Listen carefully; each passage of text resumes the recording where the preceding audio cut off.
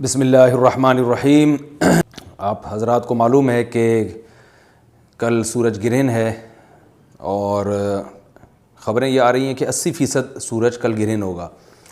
اس بارے میں اسلامی حکام کیا ہیں، شریعت کیا کہتی ہے، اس کے لیے علماء نے سوچا ہے کہ کچھ باتیں عوام تک پہنچائی جائیں، تو اس لیے میں نے بھی ارادہ کیا کہ شرعی حکام اس بارے میں بتائے جائیں، اس میں حکمتیں کیا ہیں۔ رسول اللہ صلی اللہ علیہ وسلم کے دور میں سورج گرہن ہوا ہے۔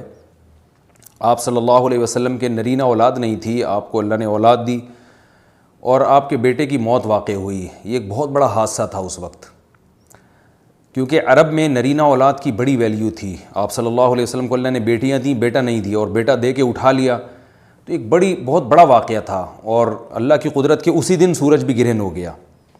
تو عرب یہ کہا کرتے تھے، زمانہ جاہلیت میں یہ بات مشہور تھی کہ کوئی بہت بڑا دنیا میں واقعہ ہوتا ہے تو سورج یا چاند گرہن ہو جاتے ہیں۔ اسی دن سورج بھی گرہن ہوا تو یہ بات پھیل گئی کہ محمد صلی اللہ علیہ وسلم سید الانبیاء رسول اللہ صلی اللہ علیہ وسلم کے بیٹے کی چونکہ موت واقع ہوئی ہے، اس لیے سورج گرہن ہوا ہے۔ آپ صلی اللہ علیہ وسلم نے اس بات کی تردید فرمائی اور آپ نے فرمایا ان الشمس والقمر آیتان من آیات اللہ لا ينکسفان بموت احدہم، کہ سورج اور چاند اللہ کی نشانیوں میں سے ایک نشانی ہے۔ لا ينکسفان بموت احدہم آیاتہ، نہ تو یہ کسی کی موت کی وجہ سے گرہن ہوتے ہیں، نہ کسی کی زندگی کی وجہ سے، بل یخوف اللہ بہما عبادہ، اللہ ان کے ذریعے اپنے بندوں کو ڈراتے ہیں۔ یہ بخاری مسلم کی حدیث ہے، اپنے بندوں کو خوف زدہ کرتے ہیں۔ تو یہ اللہ کی نشانیاں ہیں، اور آپ صلی اللہ علیہ وسلم نے اس موقع پر نماز کا حکم دیا، اللہ کے سامنے عاجزی اور انکساری کا حکم دیا۔ دیکھیے یہاں ایک بہت اہم پوائنٹ کی بات ہے ان لوگوں کے لیے جو اسلام کے خلاف ہیں،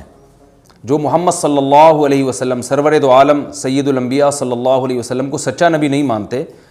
ان کے لیے اس حدیث میں آپ صلی اللہ علیہ وسلم کی نبوت کی ایک بہت زبردست دلیل موجود ہے۔ ایک واقعہ ہوا ہے آپ صلی اللہ علیہ وسلم کے بیٹے کی موت کا، اور عرب یہ ویسے ہی کہا کرتے تھے کوئی بہت بڑا دن ہوگا تو سورج گرہن ہوگا۔ تو کوئی بھی شخص جو جھوٹا نبی ہو، آپ خود بتائیے کہ کیا وہ ایسے موقع پہ اس واقعے کو اپنے حق میں کیش نہیں کرائے گا، اور وہ یہ کہے گا نہیں کہ میں تو پہلے ہی کہتا تھا میں بہت بڑی شخصیت ہوں، اور میرے بیٹے کی موت ہونا، ایک پیغمبر کے بیٹے کی موت ہونا ہے تو یقیناً یہ اس اللہ کی طرف سے ایک نشانیہ ہے، یہ نشانی ہے سورج کا گرہن ہونا، یہ بتانے کے لیے ہے کہ واقعی یہ بہت بڑا دن ہے، اور یعنی یہ بہت بڑا دن اس اعتبار سے کہ ایک نبی کے بیٹے کی موت واقع ہوئی ہے۔ لیکن آپ صلی اللہ علیہ وسلم نے یہ سب نہیں کیا، اور آپ نے بتایا کہ سورج اور چاند کے گرہن ہونے کا کسی کی موت یا زندگی سے کوئی تعلق نہیں، اور آج سائنس نے بھی ثابت کر دیا ہے کہ یہ ایک سائنٹیفک حقیقت ہے کہ جب زمین اور سورج کے درمیان چاند آ جائے تو سورج گرہن ہو جاتا ہے، اور جب چاند اور سورج کے درمیان زمین آ جائے اور سورج کی روشنی چاند تک نہ پہنچ رہی ہو تو چاند گرہن ہو جاتا ہے۔ تو یہ ایک اس میں عبرت کی بات بھی ہے ان لوگوں کے لیے جو آپ صلی اللہ علیہ وسلم کی نبوت میں شک کرتے ہیں۔ البتہ آپ صلی اللہ علیہ وسلم نے اس موقع پر ہمیں حکم دیا کہ اللہ سے تضرع اور عاجزی اور انکساری کی جائے، اپنے گناہوں کی معافی مانگی جائے، اور نماز آپ صلی اللہ علیہ وسلم نے پڑھی۔ اس پہ بھی بعض لوگ اشکال کرتے ہیں کہ یہ جب ایک نیچرل پروسیس ہے تو اس میں اتنا گھبرانے کی، کیونکہ حدیث میں آتا ہے آپ صلی اللہ علیہ وسلم بہت گھبرائے، تو اس میں گھبرانے کی کیا بات ہے؟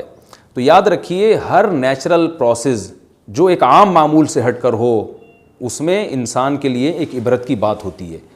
ہم دیکھتے ہیں رسول اللہ صلی اللہ علیہ وسلم کے دور میں جب تیز ہوا چلتی تھی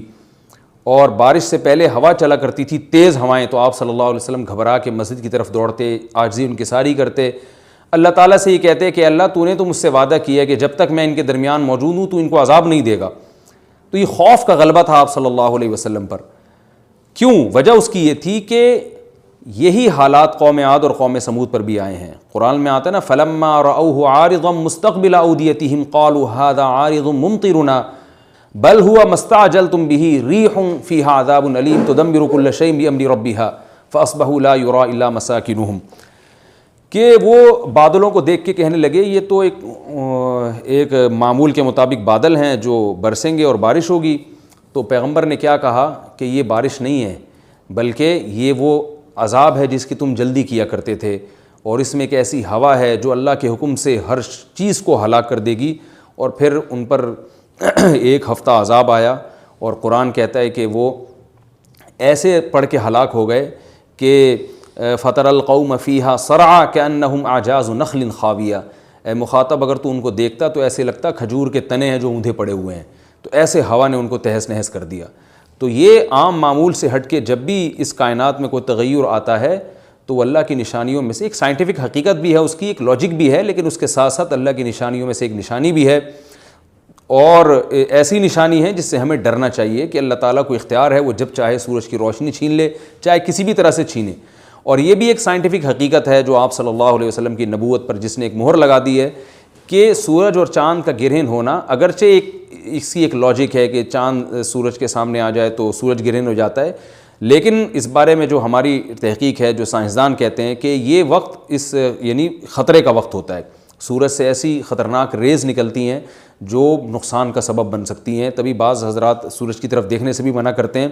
اور یعنی نظام میں تھوڑی ایک عام نارمل روٹین سے ہٹ کے اس کائنات کا نظام چلتا ہے، تو اس لیے یہ اس کائنات کے لیے، زمین کے لیے ڈینجرس ہو سکتا ہے، اور جو گریوٹی اور جو کشش کا نظام ہے اس میں بھی خلل واقع ہوتا ہے۔ تو ایسا نہیں ہے کہ یہ بالکل ایک نارمل کنڈیشن ہوتی ہے اور اس کا کوئی نقصان ہی نہیں ہے، یہ بالکل غلط ہے، اس میں نقصان کا بہرحال خطرہ ہے، اور اس بات کا امکان موجود ہوتا ہے کہ قدرت انسانوں سے انتقام لے یا انسانوں کو نقصان پہنچائے۔ اور ویسے بھی جن کے دلوں میں اللہ کا خوف ہوتا ہے وہ تو ویسے ہی اللہ کے وہم من خشیتہ، قرآن مجید میں اللہ تعالیٰ کے ارشاد ہے کہ مشرکین بار بار یہ سوال پوچھتے تھے قیامت کب آئے گی کب آئے گی، اللہ فرماتے ہیں لیکن جو مومنین ہیں ان کو اس سے غرض نہیں ہے کہ کب آئے گی، والذین آمنوا مشفقون منہا، وہ تو قیامت سے گھبراتے ہیں کہ پتہ نہیں ابھی نہ آ جائے۔ تو جس کے دل میں اللہ کا خوف ہوتا ہے اس کے زندگی گزارنے کا طریقہ کچھ اور ہوتا ہے، وہ بات بات پہ اللہ سے ڈرتا ہے، اس کو اللہ سے ڈرنے کا بہانہ چاہیے، اس کو توبہ کا بہانہ چاہیے۔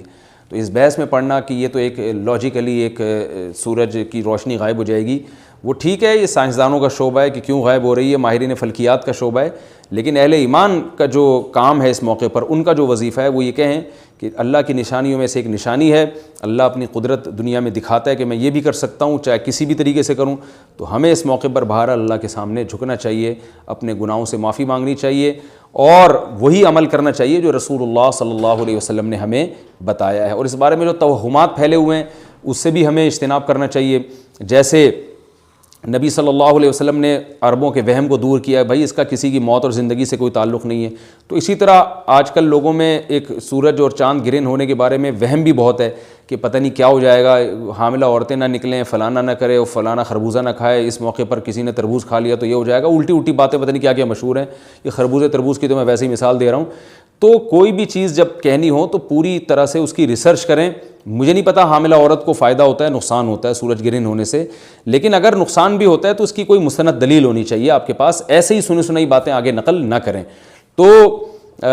بہرحال ہمیں جو کرنے کا کام ہے، جو رسول اللہ صلی اللہ علیہ وسلم نے بتایا ہے، وہ کام بخاری اور مسلم کی حدیث کے مطابق نماز ہے، انفرادی بھی ہے، جماعت سے بھی ہے، مستحب یہ ہے کہ جماعت سے نماز پڑھی جائے مسجد میں یا کسی بھی میدان میں، اور 2 رکعتیں امام پڑھائیں گے، اور اس میں سرن تلاوت بھی کر سکتے ہیں، جہری تلاوت بھی کر سکتے ہیں، دونوں رائے ہیں علماء کی۔ آج کل جہری کو اس لیے ترجیح دی جاتی ہے کہ صلاۃ کسوف میں جو رسول اللہ صلی اللہ علیہ وسلم کی سنت ہے وہ لمبی نماز ہے، تو لمبی نماز پڑھیں گے تو اگر آپ آہستہ آواز سے پڑھیں گے تو لوگوں کو تھکاوٹ کا احساس زیادہ ہوتا ہے، جہری پڑھیں گے تو تھکاوٹ کا احساس کم ہوتا ہے، تو اس لیے دونوں قولوں پہ فتویٰ دیا جاتا ہے۔ وہ ایک قول راجح ہے اور ایک میں آسانی ہے، تو آسانی اس قول میں ہے کہ جہری تلاوت کی جائے، اس میں لوگوں کو نماز میں کھڑا رہنا آسان ہوتا ہے، تو لمبی سے لمبی نماز پڑھی جائے، اس میں 2 رکعتیں پڑھی جائیں اور خوب طول دیا جائے اس کو، اور اتنا طول دینا کہ لوگوں کا خطرہ ہو کہ نمازی چھوڑ کے بھاگ جائیں گے، یہ بہرحال درست نہیں ہے، کیونکہ آپ صلی اللہ علیہ وسلم نے امام کو مقتدیوں کی رعایت کا حکم دیا ہے۔ اور کوئی جماعت سے نماز میں شریک نہیں ہو سکتا تو گھر میں نماز پڑھیں، انفرادی نماز پڑھیں، نماز نہیں پڑھ سکتے تو توبہ استغفار کریں۔ بہرحال یہ وقت جو ہے توبہ استغفار کا ہے، اپنے گناہوں سے معافی مانگنے کا ہے۔ اللہ تعالی ہم سب کو عمل کی توفیق عطا فرمائے، وما علینا الا البلاغ۔ Thanks for watching. Don't forget to like, comment, share and subscribe to Mufti Tariq Masood Speeches channel.